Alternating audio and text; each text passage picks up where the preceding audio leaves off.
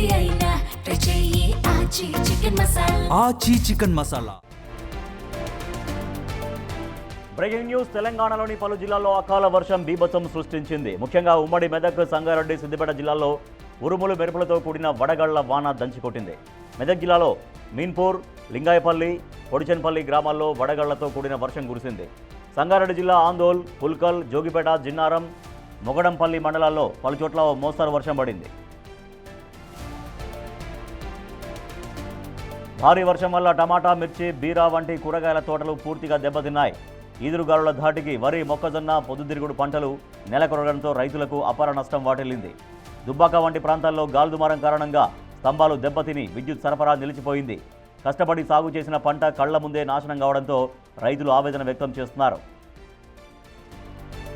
తెలంగాణకు మరోసారి వర్షం హెచ్చరికలు జారీ చేసింది హైదరాబాద్ వాతావరణ శాఖ. మహారాష్ట్ర నుంచి తమిళనాడు వరకు విస్తరించి ఉన్న వాయుగుండం ప్రభావంతో మరో 2 రోజుల పాటు రాష్ట్రంలోని పలు జిల్లాల్లో భారీ వర్షాలు కురిసే అవకాశం ఉందని తెలిపింది. ఆదిలాబాద్, నిజామాబాద్, మెదక్, హైదరాబాద్, నల్గొండ, కరీంనగర్ జిల్లాల్లో ఉరుములు మెరుపులతో కూడిన భారీ వర్షాలు కురిసే అవకాశం ఉందని హెచ్చరించింది. ఆ జిల్లాలకు ఎల్లో అలర్ట్ జారీ చేసింది. రైతులు అప్రమత్తంగా ఉండాలని సూచించింది.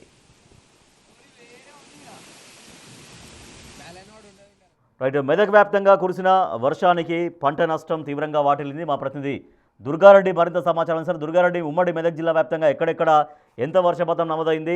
సో ఏ పంటలకు ఎక్కువగా నష్టం వాటిల్లింది? రాజేష్, ఉమ్మడి మెదక్ జిల్లాలో చూస్తే మాత్రం వర్ష బీభత్సము గత వారం 10 రోజుల కిందనే వడగళ్ల వర్షం పడి చాలా పంటలు దెబ్బతిన్నాయి. వరి, మొక్కజొన్న, పొద్దుతిరుగుడు, కూరగాయల తోటలు.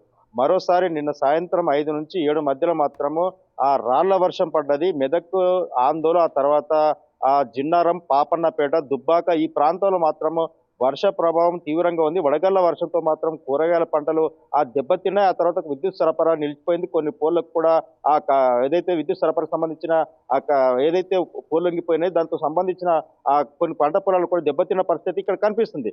దీంతో పాటు ఉమ్మడి మెదక్ జిల్లాలో కూడా రాష్ట్ర వ్యాప్తంగా పడుతున్న ఏదైతే వర్షం ఉందో దాంతో పాటు గంటకు 40 నుంచి 40-60 కిలోమీటర్ల వేగంతో ఈదురుగాలు వీచి కొన్ని చోట్ల చెట్లు కూడా నెలకొరిగిపోయిన పరిస్థితి కనిపిస్తుంది. దీంతో పాటు చాలా చోట్ల ఈ రోజు, రేపు మరో 2 రోజుల్లో కూడా వర్ష ప్రభావం ఉన్నందువలన పశువుల కాపర్లు కావచ్చు, ఎటైతే మేకలు తీసుకెళ్లే మేకల కాపర్లే కానీ జాగ్రత్తగా ఉండాలని చెప్పి అలర్ట్ జారీ చేసిన రాష్ట్ర ప్రభుత్వం కనిపిస్తుంది.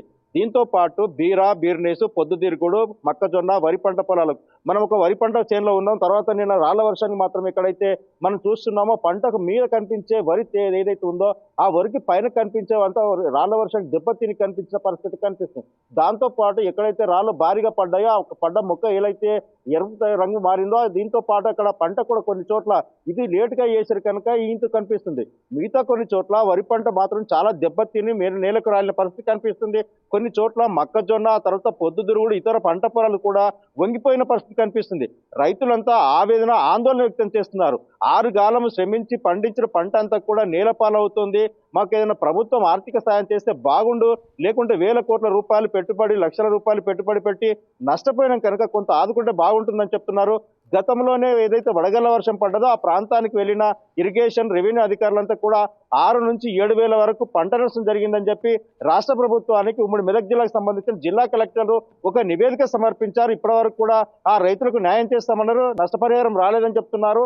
ఎకరాకు 20 నుంచి 25 వేల వరకు పంట పొలాలకు మాత్రం రైతులకు ఎరువులే కావచ్చు, లేకుంటే కూలే కావచ్చు, ఇవన్నీ కూడా పెట్టి నష్టపోయిన పరిస్థితి అయితే ఇక్కడ కనిపిస్తుంది. ఈ వర్షానికి కూడా మాత్రం భారీగా నష్టపోయిన పరిస్థితి అయితే ఉమ్మడి మెదక్ జిల్లాలో కనిపిస్తుంది. Rajesh, thank you Durga Reddy. ఉమ్మడి మెదక్ జిల్లా వ్యాప్తంగా వడగళ్ల వానకు చాలా చోట్ల అనేక రకాల పంటలు దెబ్బతిన్నాయి. ప్రభుత్వం రైతులను ఆదుకోవాలనేటువంటి డిమాండ్ అక్కడ వ్యక్తమవుతోంది.